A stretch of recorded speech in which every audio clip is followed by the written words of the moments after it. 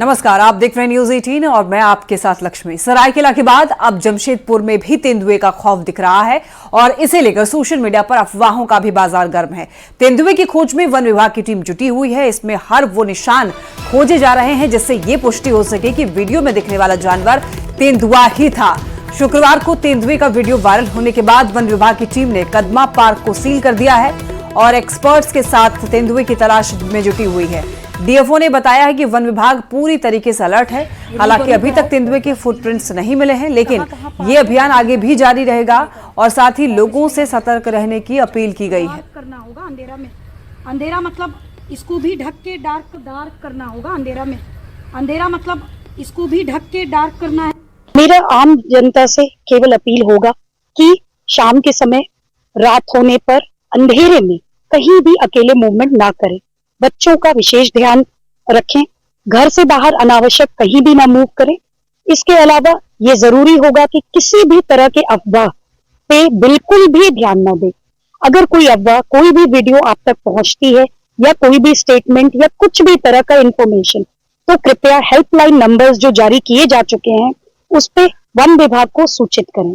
वो इंसानों को भी ऐसा नहीं रहने आए। कभी कभार कुछ एक्सट्रीम केसेस में जब रिसोर्स की कमी या कुछ टाइप की चीज होती है तो इंसानों के बीच में आता है और फौरन आ गया। वो हमारे बीच में बहुत शाई, बहुत ईजी एनिमल है, उसको परेशान नहीं होना है।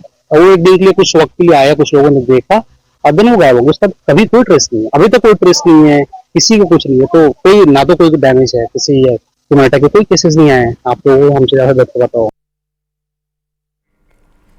ईडी की ओर से शनिवार को ईडी की विशेष अदालत में प्रोसिक्यूशन कंप्लेंट दायर की है। करीब 5,500 पन्ने के इस पीसी में न सिर्फ पूर्व मुख्यमंत्री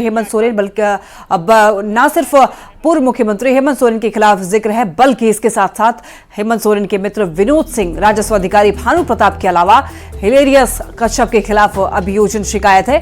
बड़गाई अंचल स्थित 8.5 एकड़ जमीन से जुड़े ये मामला है जिसमें हेमंत सोरेन के खिलाफ ईडी ने प्रोसिक्यूशन कंप्लेंट दायर की है। सूत्रों से मिली जानकारी के मुताबिक इस पीसी में कई जानकारी है जिससे आने वाले दिनों में हेमंत सोरेन की मुश्किलें और ज्यादा बढ़ सकती हैं।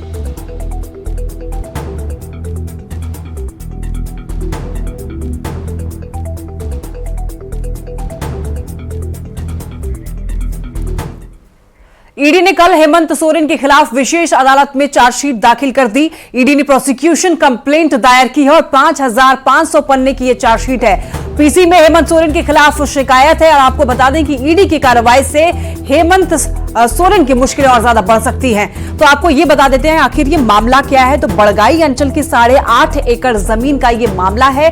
इस आरोप में हेमंत सोरेन अभी फिलहाल जेल में बंद है। इसको लेकर के आपको बता दें कि प्रोसिक्यूशन दायर किया गया है। तो आपको बताते चले कि इस चार्जशीट में कई लोगों के नाम शामिल हैं, जिसमें कि हेमंत सोरेन के करीबी माने जाने वाले विनोद सिंह का नाम भी शामिल है।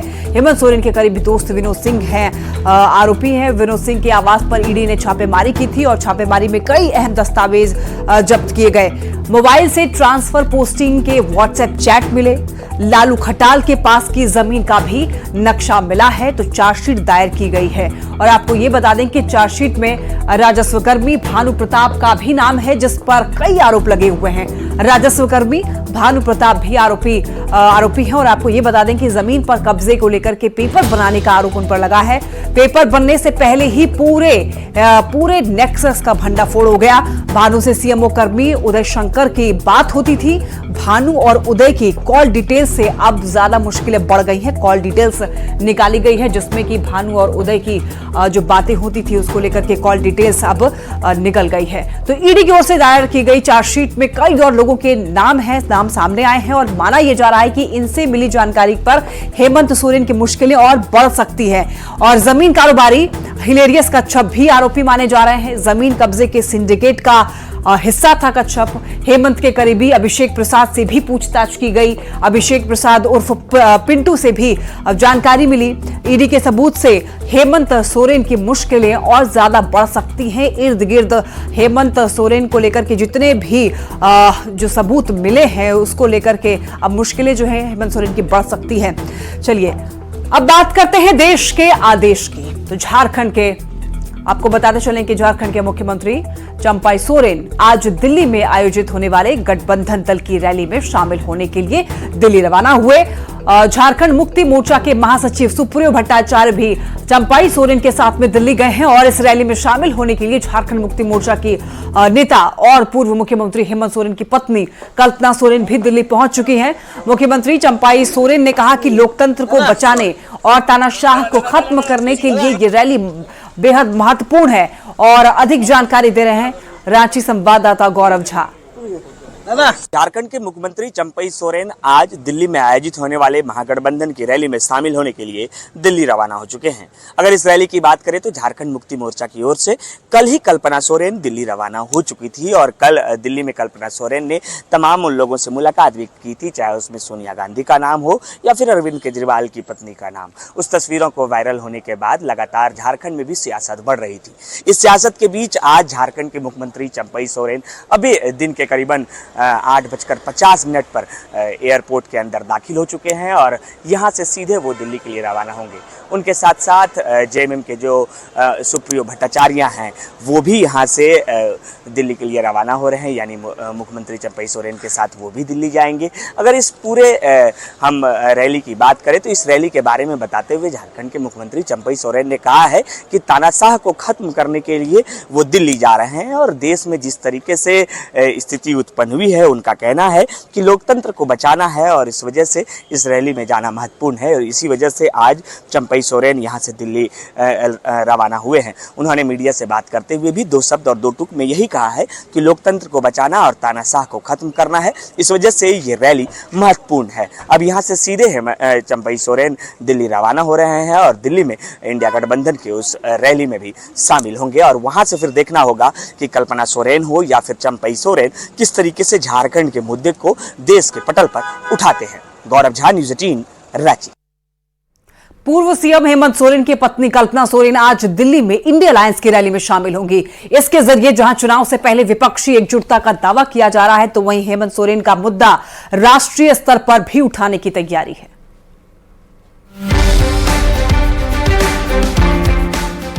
मुलाकात की इन तस्वीरों में खुशी भी है, गम भी है और साथ होने का एहसास भी है। ये है झारखंड के पूर्व मुख्यमंत्री हेमंत सोरेन की पत्नी कल्पना सोरेन और दिल्ली के मुख्यमंत्री अरविंद केजरीवाल की पत्नी सुनीता केजरीवाल। दोनों के पति मनी लॉन्ड्रिंग के केस में जेल में हैं।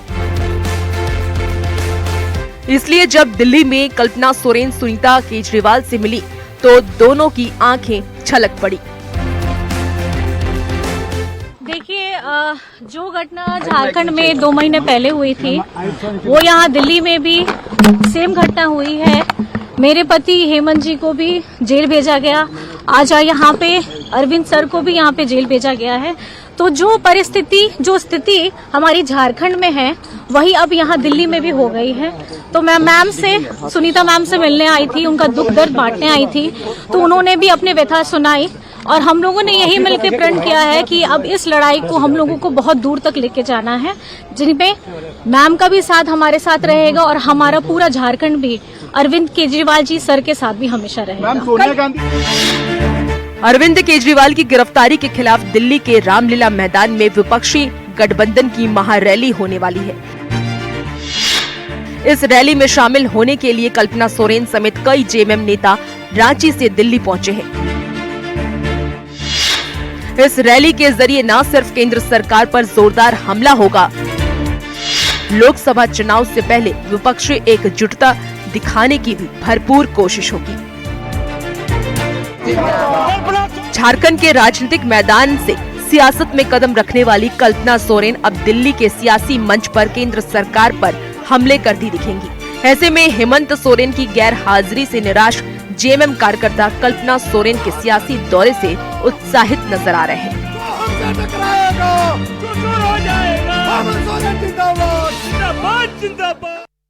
धनबाद लोकसभा सीट से ढुलू महतो को बीजेपी ने प्रत्याशी बनाया है और इसे लेकर जमशेदपुर पूर्वी सीट से निर्दलीय विधायक सरयू राय ढुलू महतो पर हमलावर हैं। बोकारो पहुंचे सरयू राय ने कहा है कि ढुलू महतो को टिकट दिए जाने से बीजेपी के नेता और कार्यकर्ता आक्रोशित हैं और अगर धनबाद की जनता बीजेपी के नेता और कार्यकर्ता कहेंगे तो वो चुनाव लड़ने से पीछे नहीं हटेंगे।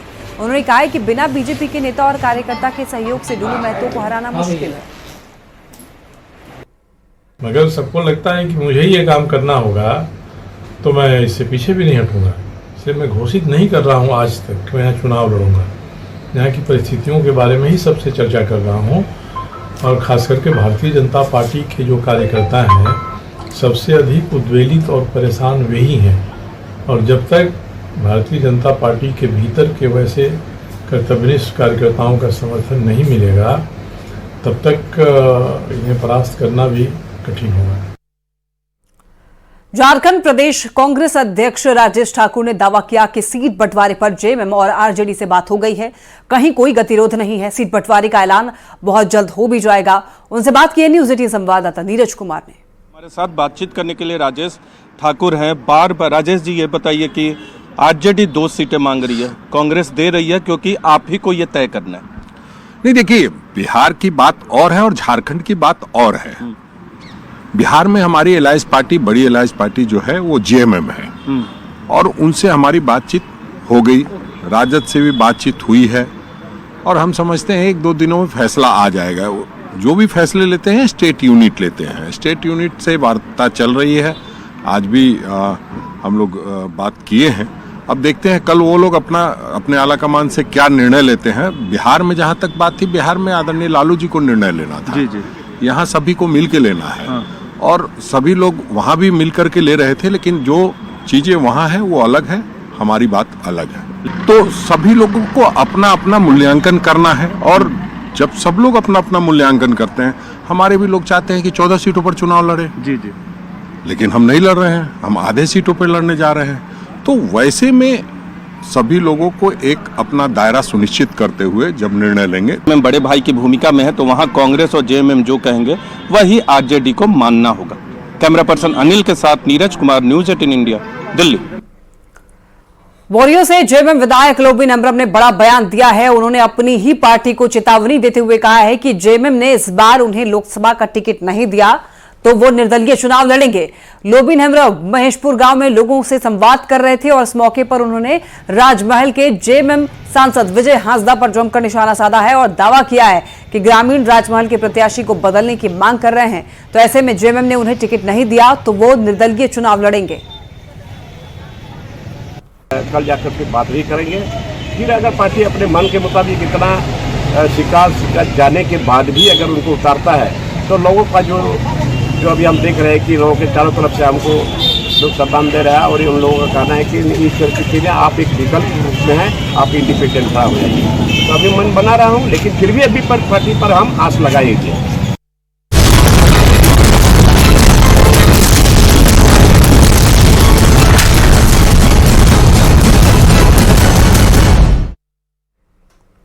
कल देर रात तेज हवा और आंधी ने जहां झारखंड में कई इलाके में बिजली की आपूर्ति बाधित रखी, तो वहीं आज भी आंधी और बारिश को लेकर के मौसम विभाग ने येलो अलर्ट जारी किया है। राज्य के मध्य और दक्षिणी भाग में आंधी और ठनके को लेकर सतर्क रहने की चेतावनी दी गई है। अधिक जानकारी दे रहे हैं रांची संवाददाता गौरव झा। झारखंड में एक बार फिर से मौसम का मिजाज बदला है। मौसम के मिजाज को बदलने के साथ ही कल देर रात जिस तरीके से आंधी और तूफान का असर रहा है, आंधी और तूफान की वजह से कई इलाके में बिजली भी बाधित रही है। वहीं आज भी आंधी और तूफान को लेकर मौसम विभाग ने येलो अलर्ट जारी किया है। मौसम विभाग के पूर्वानुमान की माने तो आज भी राज्य के कई इलाकों में तेज गति से हवा चल सकती है। इसके साथ साथ वज्रपात को लेकर भी येलो अलर्ट जारी किया गया है। मौसम विभाग की माने तो राज्य के पश्चिमी सिंहभूम, पूर्वी सिंहभूम, सिमडेगा, सरायकेला खरसावा समेत रांची, बोकारो, हजारीबाग, खूंटी और रामगढ़ के इलाके में तेज हवा और बारिश देखने को मिल सकती है। वहीं इन इलाके में वज्रपात को लेकर भी येलो अलर्ट जारी किया गया है। पिछले 24 घंटे में बात करें तो जिस तरीके से तापमान राज्य की बढ़ी है, 40 डिग्री के आसपास अधिकतम तापमान देखने को मिला है, तो वहीं न्यूनतम तापमान 20.1 डिग्री सेल्सियस देखने को मिला है। मौसम पूर्वानुमान की माने तो अगले 2 से 3 दिनों तक किसी भी तरीके की तापमान में कमी या बढ़ोतरी नहीं देखने को मिल सकती है। लेकिन जिस तरीके से बारिश के आसार देखने को मिले हैं, बारिश के साथ साथ वज्रपात के जो अलर्ट हैं वो जब मौसम विभाग ने जारी किया है, तो निश्चित रूप से लोगों को अलर्ट रहने की जरूरत है। लोगों को सचेत रहने की जरूरत है और खासकर इस वज्रपात के समय में या आंधी और तूफान के वक्त लोगों को हिदायत दी गई है कि बिजली की खंभे से दूर रहें या उस इलाके से दूर रहें जहां ये आसार हैं कि तेज हवा की वजह से पेड़ पौधे गिर सकते हैं या फिर बिजली के खंभे गिर सकते हैं। इन जगहों से दूर रहने को लेकर भी अलर्ट जारी किया गया है। गौरव झा, न्यूज़ 18, रांची। हजारीबाग में प्लास्टिक की बोरी में बंद एक युवक का शत विक्षत शव बरामद किया गया है। पेलावल ओपी क्षेत्र के छड़वा डैम पुल के नीचे से इसे बरामद किया गया है। शव की पहचान पूर्वी जमशेदपुर के प्रशांत कुमार सिन्हा के रूप में की गई है, जो कि 11 मार्च से लापता था। जमशेदपुर पुलिस टीम ने हजारीबाग पुलिस की मदद से काजल सिन्हा से पूछताछ की, जिसने पूर्व प्रेमी प्रशांत कुमार की हत्या कर शव फेंकने की बात कबूल की है। मृतक प्रशांत अंतर्राष्ट्रीय पारा बैडमिंटन खिलाड़ी था और आरोप है कि वो दोस्ती तोड़ने के बाद उसे ब्लैकमेल कर रहा था। इस मामले में पुलिस काजल के साथ ही उसके प्रेमी रौनक को भी गिरफ्तार कर दूसरे आरोपियों की भी तलाश कर रही है। प्रशांत कुमार सिन्हा की बॉडी है, जो एक लड़की की निशानदेही पे मिला है। बिरसा नगर पुलिस आज सवेरे आई थी, पेलावल पुलिस से मदद मांगी। उनके मदद से लड़की के कन्फेशन पे उस बॉडी को बरामद किया गया है। जांच चल रहा है, उस पर जांच चल रहा है, पोस्टमार्टम के आगे की कार्रवाई चल रही है। गिरफ्तारी भी हुई है? हाँ, गिरफ्तारी लड़की का है और एक लड़का जो इसमें संदिग्ध था उसका भी गिरफ्तारी कार्य चल रहा है। खबर गिरिडीह से है, जहां पर पानी की टंकी से एक प्रेमी जोड़े को लोगों ने पकड़ा है। सरियाराज धनवार मेन रोड के पास की ये घटना है। लोगों ने बाहर से दरवाजा बंद करके पुलिस को इसकी सूचना दी, जिसके बाद पुलिस की टीम ने कड़ी मशक्कत के बाद प्रेमी जोड़े को कब्जे में लेकर थाने भेजा है। बताया जा रहा है कि प्रेमी और प्रेमिका दोनों ही शादीशुदा हैं और अलग अलग समुदाय के हैं। इधर इस मामले को लेकर के स्थानीय लोगों में नाराजगी दिख रही है।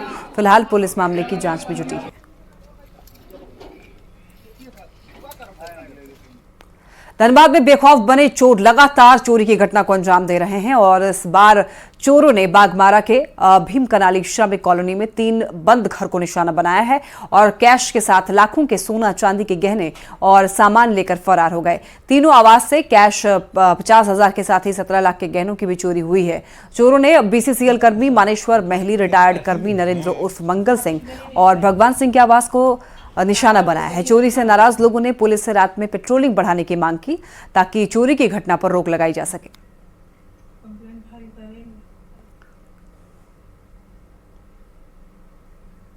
थान गहना सोना के 2 थान आ 2 थान चांदी के थान थी कान में के 10,000 रुपया रहे सवाल ना ऊपरा रही है नहीं कह। अच्छा, हाँ, बन रहे ताला कान ज्यादा धरी 3 लाख से ऊपरे के सामान ले गई। शातिर साइबर ठगों ने AI के जरिए दुमका के एडवोकेट को ठगने की कोशिश की है। सावधान करने वाली ये रिपोर्ट देखिए।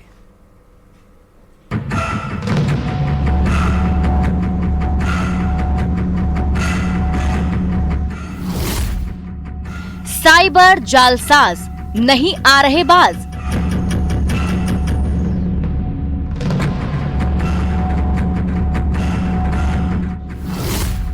AI का इस्तेमाल ठगी का जाल।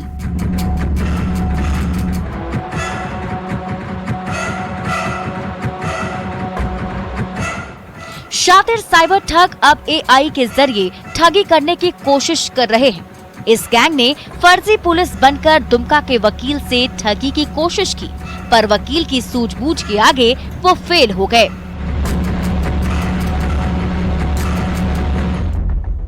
दरअसल वकील रंजन सिन्हा क्लाइंट से बात कर रहे थे, तभी उनके मोबाइल पर कॉल आया। जिस नंबर से कॉल आया उसकी डीपी में पुलिस की वर्दी में तस्वीर लगी थी। कॉल पर उन्हें कहा गया कि उनके बेटे को रेप केस में गिरफ्तार किया गया है। वो बेटे को बचाना चाहते हैं तो 50,000 रुपए अकाउंट में ट्रांसफर कर दें। वकील ने बेटे से बात कराने को कहा तो ठगों ने AI के जरिए उनके बेटे की आवाज वाली ऑडियो भी सुना दी। ठगों ने उन्हें कॉल ना काटने की धमकी दी और पैसों की मांग पर अड़ गए।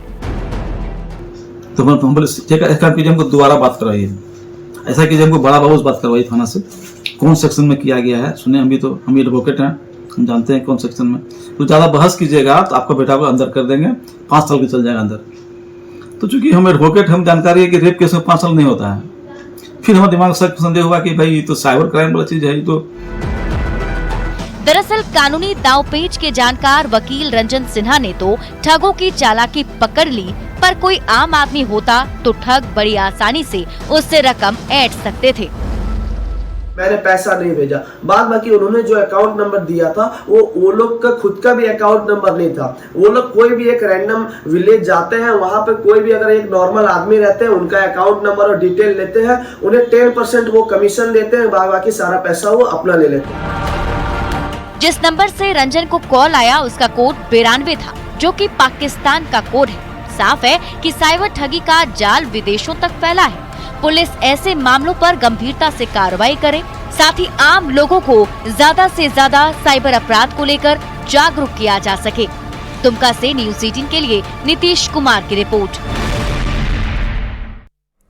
T20 क्रिकेट लीग IPL की शुरुआत होती ही सट्टेबाज भी एक्टिव दिख रहे हैं और क्रिकेट खेल को लेकर लाखों रुपए का दांव भी लगा रहा है। पाकुड़ में भी IPL को लेकर सट्टेबाज सक्रिय दिख रहे हैं। आरोप है कि सट्टेबाजों की तार शहर से लेकर गांव तक जुड़े हैं। मैच में टॉस से लेकर मैच जीतने या हारने तक हर एक पॉइंट पर दांव लगाया जा रहा है। वहीं सट्टेबाजों की सक्रियता को देखते हुए पुलिस भी अब अलर्ट है और सूचना मिलने पर कार्रवाई की भी बात कही जा रही है। अगर ऐसी सूचनाएं हमें मिलेगी कि लोग जो है IPL के आड़ में भी जुआ खेल रहे हैं, तो निश्चित रूप से जो भी सेक्शंस हैं उसके तहत उस पर कार्रवाई की जाएगी। गिरिडीह में इन दिनों पलाश के पेड़ों में फूल आए हुए हैं, जो कि आकर्षण का केंद्र बना हुआ है। वहीं पर्यावरण की खूबसूरती में चार चांद भी लग रहा है। बता दें कि फागुन के महीने के अंत और चैत माह की शुरुआत में टेसू के फूल आते हैं। समाज में मान्यता है कि जिस वर्ष फूल अधिक आते हैं उस वर्ष खेती किसानों के लिए अच्छी होती है। गिरिडीह से अधिक जानकारी दे रहे हैं संवाददाता एजाज अहमद। गिरिडीह जिले भर में फागुन महीने के अंत होते ही और चैत महीने के शुरुआत होते ही पर्यावरण में मौजूद पलाश के पेड़ों में फूल आ जाते हैं, जो आकर्षण का केंद्र बना रहता है। तस्वीरों में आप साफ देख सकते हैं कि अभी हम एक ऐसे जंगल में हैं जो दमगी के जंगल है और यहाँ पे हजारों की संख्या में पलाश के पेड़ हैं। और आपको बता दें कि इस मौसम में जितने भी पलाश के पत्ते होते हैं वो झड़ जाते हैं और नया पत्तों का आगमन होता है।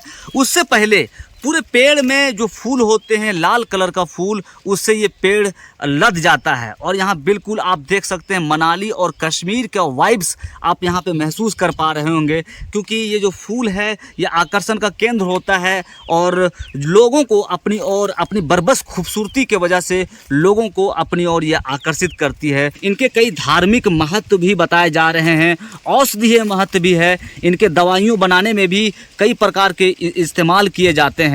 और आपको बता दें झारखंड का ये राजकीय पुष्प है और झारखंड के अलावा उत्तर प्रदेश का भी ये राजकीय पुष्प है। ये आपका जितना भी इसमें देखते हैं पत्ता नहीं दिख रहा है आपको, और ये पूरा अच्छा एकदम पूरा मनमोहक दृश्य इसका होता है जहाँ भी पेड़ रखता है, और वातावरण इसका शुद्ध होता है, एकदम पूरा वातावरण को ये शुद्ध रखता है। प्लस में इसका पत्ता भी जो आप देख रहे हैं, ये पत्ता भी इसका काम में आता है, हम लोग जलावन में काम ले लेते हैं इसका।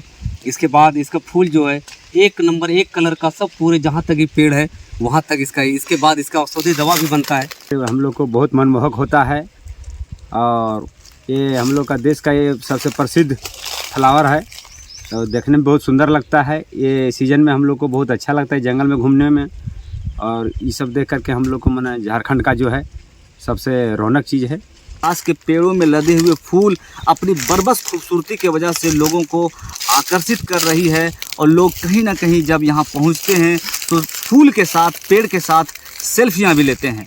गिरिडीह से न्यूज़ 18 के लिए मैं एजाज अहमद। और इसी के साथ बुलेटिन में फिलहाल के लिए इतना ही, रुकेंगे ब्रेक के लिए।